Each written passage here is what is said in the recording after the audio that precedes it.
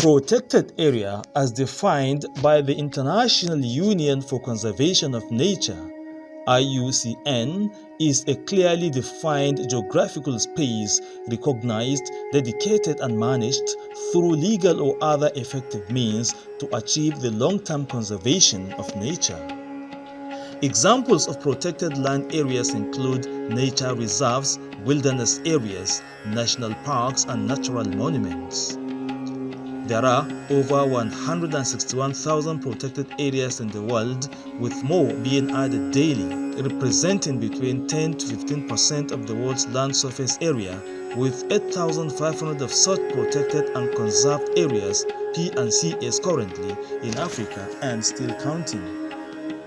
In Africa, for example, while these protected areas can be said to have recorded some achievements owing to their benefits, they are also faced with certain challenges which have led to the establishment of a Pan-African Conservation Trust, a pact, for these protected and conservation areas. The steering committee of APAC has just held its inaugural meeting in Kenya, and the Conservator General of National Park Service of Nigeria, IBRAHIM GONI PhD, was in attendance, and he is our guest today on the interview segment of Lens on Africa.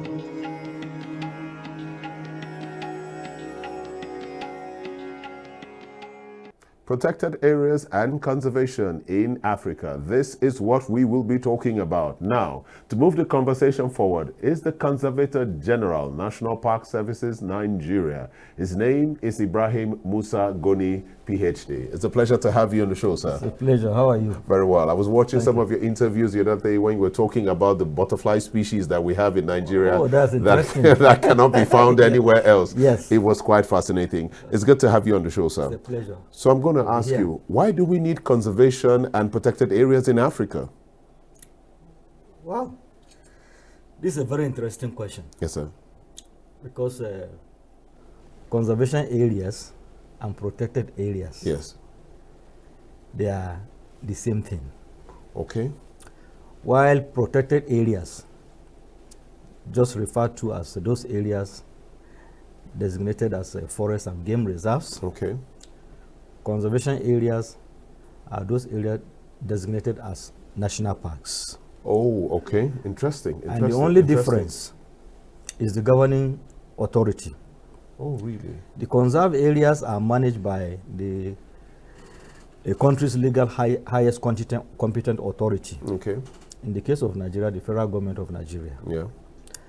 While the protected areas, forests and game reserves, are managed by states or local government. Yeah. Why do you need them? One, for a healthy and sustainable environment, Okay. you need protected areas and conservation areas. Okay. Two, the protected and conserved areas act as refuges for our wild animals and plants. Interesting. Three, the protected and conserved areas also safeguards our natural heritage, Okay. and they also determine our identity. If you look at the globe, Yes. based on the vegetation spectrum, some of us are black, some are red, some are white. This is the outcome of the environment in which you live in. Okay. That is why we said protected and conserved areas determine our identity, the type of people we are, I understand. the type of culture we live, the type of food we eat. Great. They also provide ecosystem services for man, because as human beings, we are part of the larger ecosystem, Okay. whether you like it or not. And the conserved and protected areas provide the protein requirement we need, and research is also carried out on them to determine what type of plants, what type of animals can be consumed by man, and what type of plants can be used by medicine, what type of plant can be used by the pharmaceuticals, And they also provide risk reduction services. This is amazing. This is a lot. I thought it was just, okay, there are people who want to strolling and see the forest really, but you're talking about things that are very complex. Yes. I had no idea they were this important. Wow. So risk reduction problems, like I've said, like erosion, yes, floods, pollution. Yeah. The protected and conserved area helps to mitigate this thing. Then you have the catchword this day, which is the climate change. Yes, that's very important. Or climate adaptation, or climate resilience. 60% of carbon gigatons is held by conserved and protected areas. 60%? 60%. Wow. So you have about 14% being held by the woody species, then about 40% held by the soil. Oh, really? The soil? The soil. I thought it was just the plants, trees and leaves. And it's beyond that. So, briefly, this is why we should have protected and conserved arears. This is very, very interesting. This is a very important job you have. Our life and death literally depends. I mean, if the 60% of the carbon gases that were being held by these conserved areas are released, most cities will be wiped out, completely. Human life will be impossible in most areas on the earth. It's just a little fraction that is being released now, and we are crying climate change, climate change, climate change. So, wow. And they also, you see, they also determine the weather types. A lot, really. A lot. The weather types. Foods that are available, that can grow in our areas, the culture. Yes. This is very fascinating. Yeah. So why don't we, anyway, we'll go into that later, but we have quite little areas on the planet that are conserved. We should have much more that we have that are conserved. Yeah. We'll go into that. But let me ask you, how effective are the, these strategies to conserve and protected areas here in Africa? How effective have they been? The protected and conserved areas effectively provide some of the services I've mentioned earlier. Yeah. In addition to those things, they also have benefits to not only humans, but the world generally. Yeah. If you look at the protected and conserved areas, some play vital roles of tourism. Mm-hmm.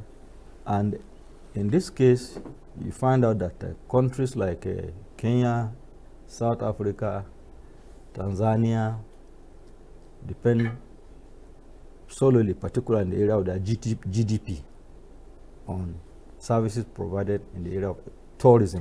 By the protected and conserved areas. 4% of the GDP of Kenya is from ecotourism. Wow. South Africa and Tanzania provide about 1.3 million jobs for people in the tourism sector. That's a significant number. Significant number. Then countries like Rwanda, almost all aspects of their life is dependent on these protected and conserved areas. For you to view gorillas in Rwanda, you pay $100. Wow. To view gorillas. So you can see the extent to which these protected and conserved areas are beneficial to human beings. Then they also help in the restoration of our damaged areas. Damaged areas, I mean areas that have been degraded, deforested, and the rest of them. And all you require there is just regeneration. Allow the area to regenerate. 2, 3 years, 5 years, regeneration takes place, and it is back again. And that way, a lot of gases are recycled, purifying the air for you, purifying the water for you, and even the gases. Quite interesting. So in Africa particularly, or in Nigeria and in Africa, what are the challenges you faced in protecting and conserving areas? The challenges are enormous. Okay. It is not that they are not surmountable. Enormous in the sense that every part of Africa, or every country in Africa, faces the challenge of inadequate funding. Every protected and conserved area faces the challenge of inadequate funding. Yeah. In some countries, the funds are inadequate. In some countries, they face budget deficits. In some countries, the budgets are not even there. Wow. So that challenge of inadequate funding is there. There's also the challenge of human interference. You realize that most of the protected areas are being encroached, some turning to be settlements, farmlands, highways, estates, because of human encroachment resulting from either population increase or migration from one area to another. Then there's also the challenge of political will. Okay. Most protected and conserved areas do not enjoy political wills. In some places, they are considered as barriers to development. That is true. So they should therefore not be put on the front burner because they are barriers. Instead of looking at them as something that is prosperous for development, Yeah. we do not tend to look at them like that. In that light. And this is the reason why budget to protected and conserved areas in Africa is generally poor. Okay. Why is it this way in Africa? Is it that I'm going to push the conversation, press you a little more on that point. Yeah. And what is the way forward? Do we engage citizens more on these issues and try to engage the private sector, non-governmental organizations to sensitize the public and the politicians on the very critical, vital and urgent need to expand and, refresh these conserved or protected areas? Why is it so difficult for us to simply, it's very easy, this serves this role and this will give us this result. So why is it so difficult in Africa, apart from the budget issues that we just spoke about? Yes, it is so difficult because one, we do not have people that can champion the cause. Oh, I see. But with a Pan-African Conservation Trust now, okay, APAT, okay, that is taking the lead, I think Africa is fashioning the way for the salvation of its protected and conserved areas. Fantastic. That's good news. Yes. The APAT is an initiative of African Wildlife Foundation, the African Protected Areas Directors. All heads of protected areas in Africa have come together to bring forward this initiative. Then the International Union for the Conservation of Nature. These three are in the forefront towards the establishment of the Pan-African Conservation Trust Fund. With this trust fund, the funding gap is going to be narrowed because it is expected that with the establishment of the APAT, funds will be raised through endowments, sinking funds, yeah, and of course revolving funds. So, and every country that has signed the Nairobi Declaration, okay, because there was a declaration as regards the APAC. So every country that has signed the Nairobi Declaration is eligible to have access to that fund. And the APAC itself, that is the African Protected Area Congress, yes, is going to be launched in Kigali, Rwanda, between 17th and 20th of July, where APAC itself is going to be established. Fantastic. Apart from narrowing or closing the funding gap, APAC is also out to create awareness, like you have said. Yeah. Already it has reached out to so many heads of government in the country. Shogun is just by the corner. APAC is going to be there to try to create awareness amongst heads of government. That's very important. So that they give their support and key into the idea. APAC has also been able to reach out to the African negotiators in Geneva. It has reached out to the African negotiators in Geneva. And the African negotiators in Geneva has been able to convince the CBD, that is the Convention on Biological Diversity, to place APAC on its platform. Wow, that's very important. So that way, all funding organization, all donor agency know about APAC. We know very good. Fantastic. You spoke about the Nairobi Declaration. Yes. What's in the declaration, and what does it hope to achieve? The declaration is aimed at bringing African countries together, yeah, to be able to fashion their own system, their own design of what they want funding of protected areas to look like. We have been a bigger nation for a long time. It is high time we change the mechanism. And this is what the declaration is all about. So that we own it, it's our baby, we own it, we develop it, and give it the design that fits Africa. So that just like other continental organizations elsewhere, Africa has now come out with its own organization that will at least be able to provide funds, particularly for the protected and conserved areas. This is very interesting. Yes. I have to applaud your efforts so far. Thank you. It's heartwarming. We feel like there's progress going in the right direction. So I'm going to ask, what can the ordinary citizen do? We don't have much time. We're rounding up now. What can your final words to Nigeria? What yes, can for the ordinary citizen is the support and goodwill that is required from every ordinary citizen of Africa.